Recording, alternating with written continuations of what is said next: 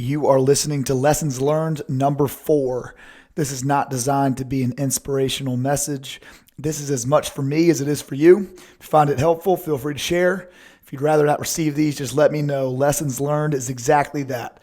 Lessons that I've learned throughout the week. My hope is twofold. One, that it can help you not make the same mistakes that I have made. And two, you would also begin a practice of pausing, reflecting, and moving forward. All right, this one is about this quote.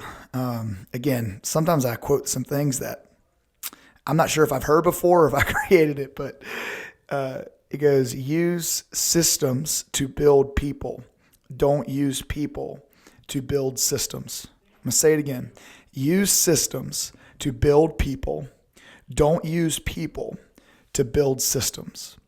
So another way to say it, like, is your end goal the system or is it the person and the team?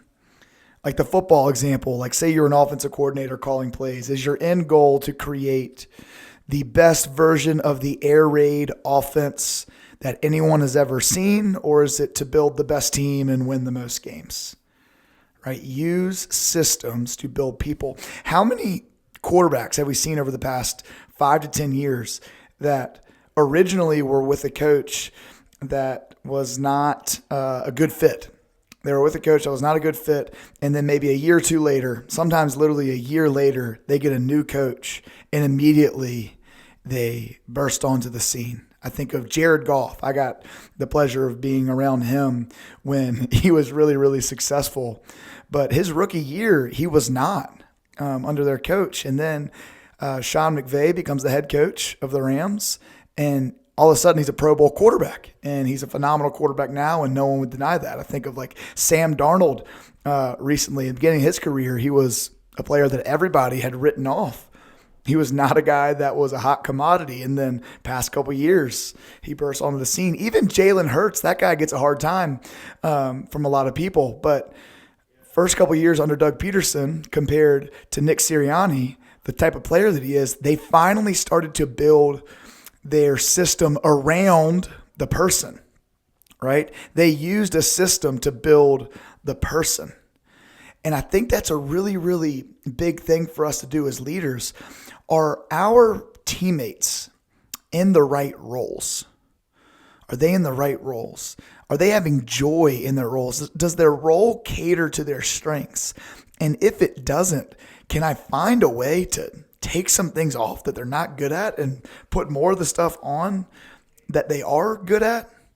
Man, I think I'm a really, really disciplined person.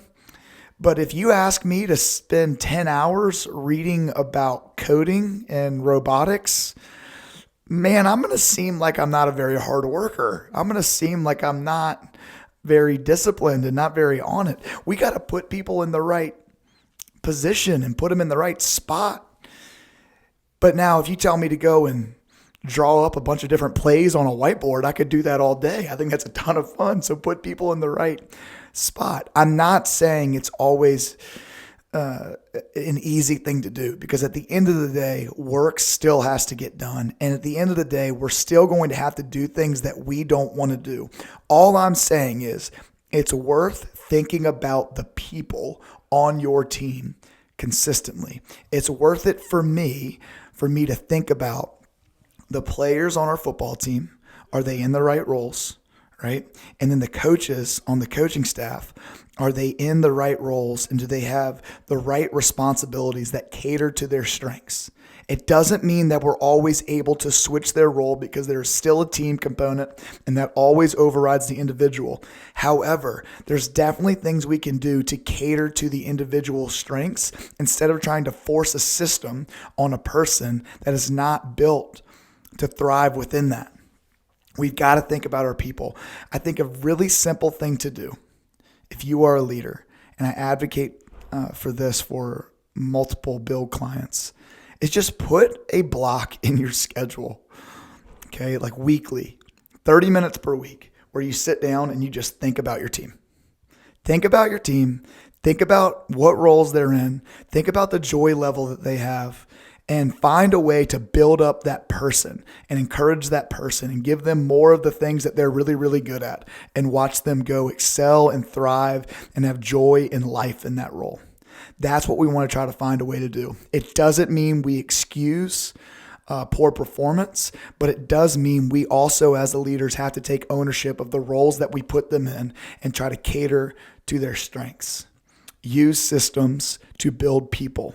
Don't use people to build systems. Hope you guys enjoyed.